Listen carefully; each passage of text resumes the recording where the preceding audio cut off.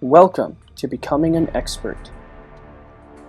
Several other YouTubers have already made videos about Alliance quests, but I haven't seen any that made videos, any other YouTubers, that have made videos in the perspective that I am going to be giving in this video. That is because most YouTubers are in very strong alliances. Some of them seem to be even in some of the top alliances, while I am in an average or maybe even low average alliance in terms of strength, as far as how strong an alliance goes. The alliance quests came. There was one event, and now they're gone, and there's no more there again. This suggests that these quests could have been a test run. And these quests weren't like any other quests that we've seen yet. The only reason you could call them quests was for the fact that you were taking your team through a map of paths, down certain paths, and you had to use revives and health potions if your opponents lost too much health. The fighting and reward system was more like the arenas.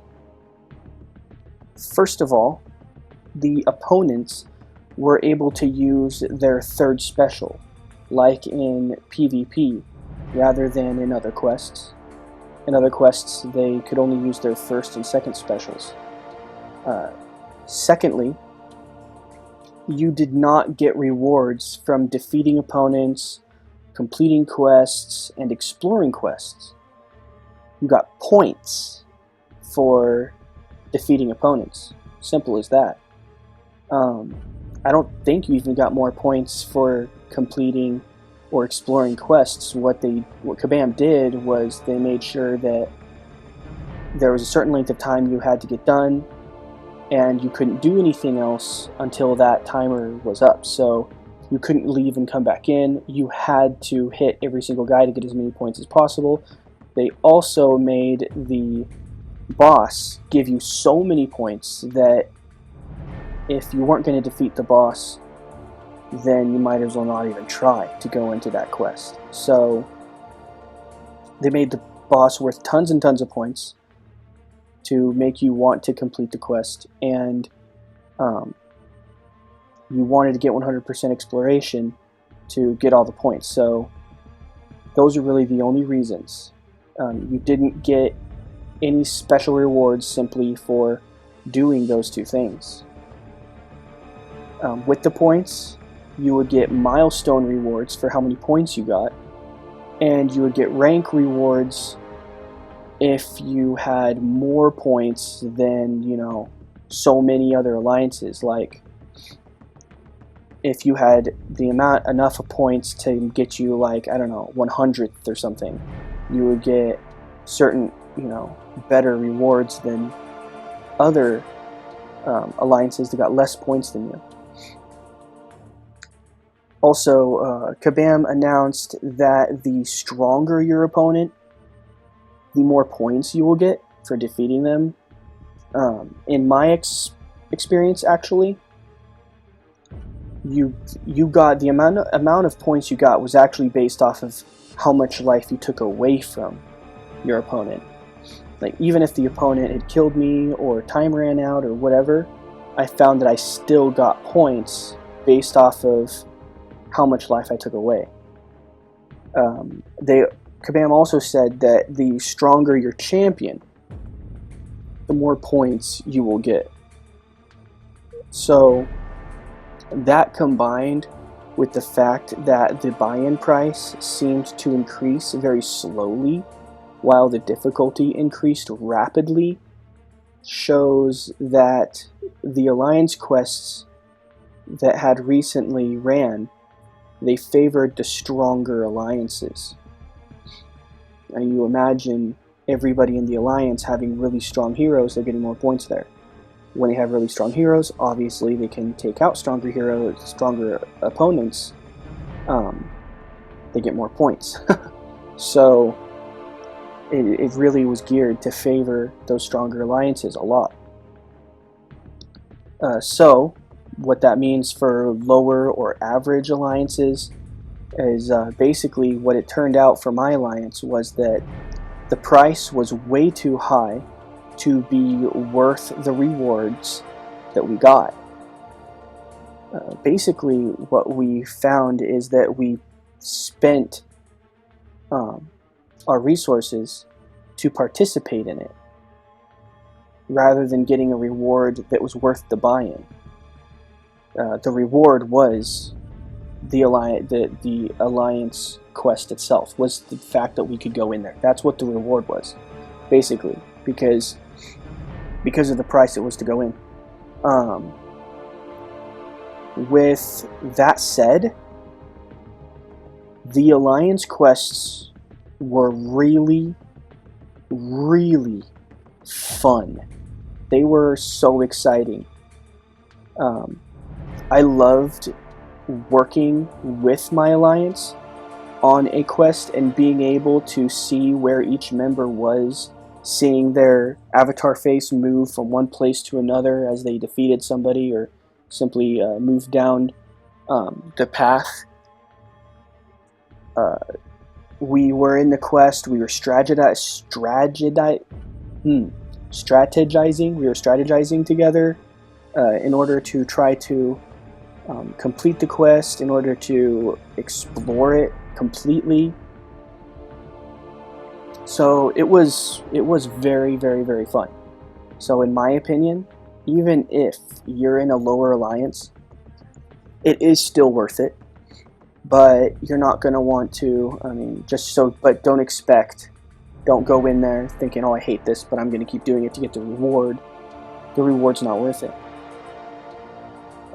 Being that there is no alliance quests running right now, it is possible that the first one was a test run. I think I mentioned that, but yeah, I'm pretty sure I think it was a test run.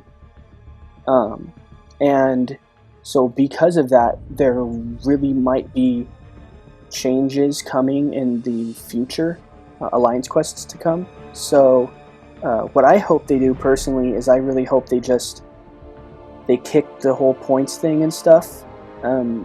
Okay, fine, maybe incorporate it in some way where alliances are kind of competing with each other, but I don't know. You know what? I don't know, actually, when you consider it. Let's go in here really quick and take a look at this. There's this Alliance Wars, actually. So no, you know what? No. I hope they completely get rid of the alliances competing. I hope they completely get rid of the points and the alliances competing with each other aspect. Because I really like quests. I like everything about quests. So get rid of the opponents being able to use their third special, get rid of the points, and just give us rewards for defeating guys, for completing and exploring. That would be awesome. If we could just have quests, but quests where we can only 100% explore it by working with our alliances, because once we defeat the boss, it's over, it's done. You know, so somebody waits at the boss while other people complete it, and then we go for the boss. And heck, one of the things they could do is make the boss an absolute behemoth compared to everybody else. Because then everybody who meets in front of the boss, just kind of, we take turns going at him, chipping his life down. Just make sure the boss is not somebody who heals his life, right? Make it so the boss, you know, once his life goes down, it's going down. So then it's like the whole idea is you're working together to defeat him, because there's no way one of you can defeat him by yourself, right? That's a really cool idea, actually. So one person goes in, the boss just freaking obliterates him. Next person goes in, right? And how many people does it take to put down the boss, right? That's a cool idea. So that's kind of what I hope they do, is I hope they make them more like actual regular alliances and leave the competition, the competing with each other, to alliance wars. So The alliance wars, yeah, that's totally going to be direct. You're fighting against other alliances. Whoever gets the top points, wins. It just makes sense. So maybe even have different forms of alliance wars where there's different levels of it.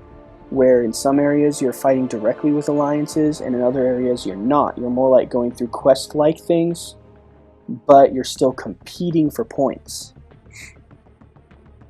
I think that makes a lot more sense, personally.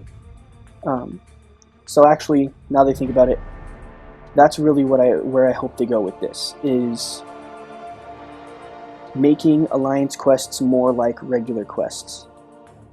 You fight for rewards, you complete for rewards, and you explore for even more rewards. Basically, my rundown is if these alliances don't change, because they are still fun. Let me recap on that. They are very fun as they are. They would be better if they were more like regular quests, but as they are still extremely fun. They're just not gonna, they're not gonna give you a lot of rewards unless you're have a really powerful alliance. So if you are in a lower or average alliance, then the reason you would be going in here is for the fun of it. That would be it. A quick closing note really fast, because of course there's this potential for people participating in these events, getting cool stuff out of them, especially if you're in a more powerful alliance, getting all the fun out of them, but you didn't do any donating to the treasury. So, that's kind of messed up. Having all these other people donating their resources, and you get to go out and have all this fun, and without donating anything yourself, you get to have whatever rewards that they're all getting because you participated. Maybe you went in, traveled one thing and didn't even fight anybody, and then you get everything everybody else is getting and didn't even donate. That would be kind of messed up. So if you are going to be participating in the alliance quests, please donate to your alliance's treasury. It would be cool to donate, whatever your means are in the game. If you're the lowest guy in the alliance, there's no reason why you should donate more than everybody else, or even more than a lot of people. If you're the lowest guy, you shouldn't be expected to donate as much as, anybody else. But at the same time, it would still be cool to donate something, to donate based off of where you are in the game and how much stuff you have. Heck, maybe even donating based off of how much money you have in real life and how much money you're willing to put into the game. I mean, that's another thing, I suppose, another way to look at it. Not everybody who plays this game has their own money. A lot of them are kids who need permission from their parents to spend money, or even to play the game, for that matter.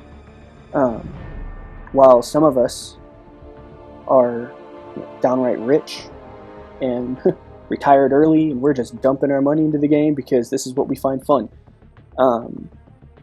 So yeah, that's what I'm ending with. If you're going to be participating in these, having fun with them, getting cool stuff out of them, please donate to your alliance's treasury. Thanks for watching, and have fun.